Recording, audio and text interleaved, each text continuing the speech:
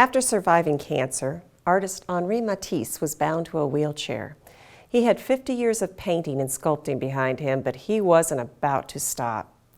He began creating cut paper collages inspired by nature, a technique that he called painting with scissors. As a leader of the Fauvist style, Matisse was already known for his use of color. This technique brought renewed energy into his work. Taking inspiration from Matisse's cutout forms and his love of nature, we're going to make something called a heliograph print today.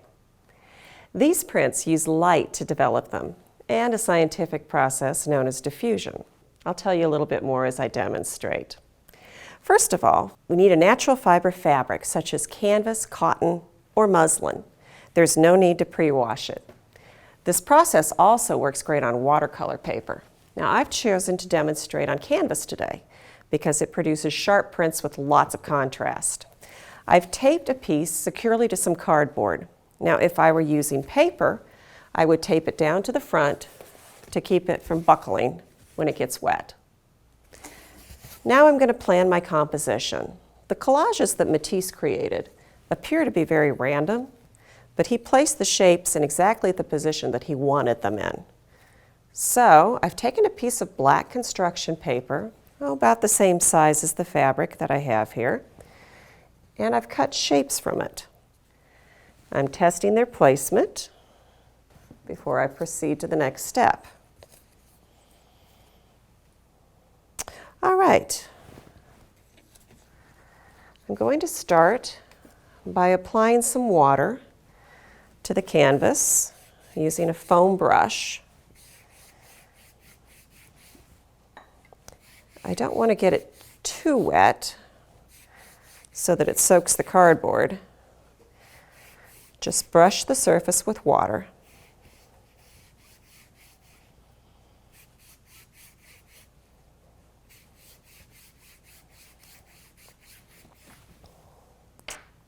Next, I'm going to take some liquid watercolor and I'm going to brush it over the water that I just put down.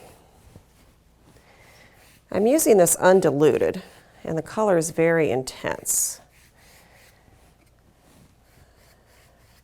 The prints will show up better that way. Now for my second color, I'm going to use a dropper bottle. As you can see, I can get a very controlled application of the color this way. And then for my third color, I've put some paint in a dropper bottle, and I'm just squeezing puddles out onto the canvas. I can also take a little spritz bottle like this, and with that I can get some of the colors to move.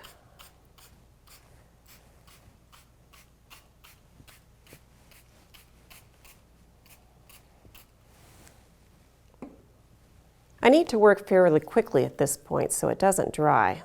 As you can see, I've put on a pair of gloves. So this is a good idea because as I wet the shapes and lay them onto the surface, I need to use my fingers to make sure that the shapes have good contact against the surface.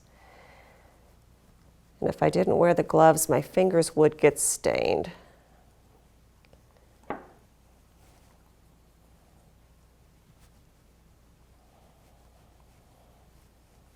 When all the pieces are in place, take it outside and place it in direct sunlight, in a location where it won't be affected by the wind.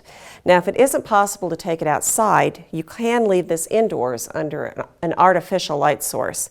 It takes approximately 1 hour for it to dry, and don't try to speed up the dry time by putting a fan on it. The paper may curl a little bit when it dries, but it's not going to ruin the print. So excuse me while I go make a helio print. It's completely dry to the touch now, so let's take off the paper shapes and see what we have. Wow, look at that print. So what makes the paint react like that? Well, the areas that are exposed to the light dried quickly.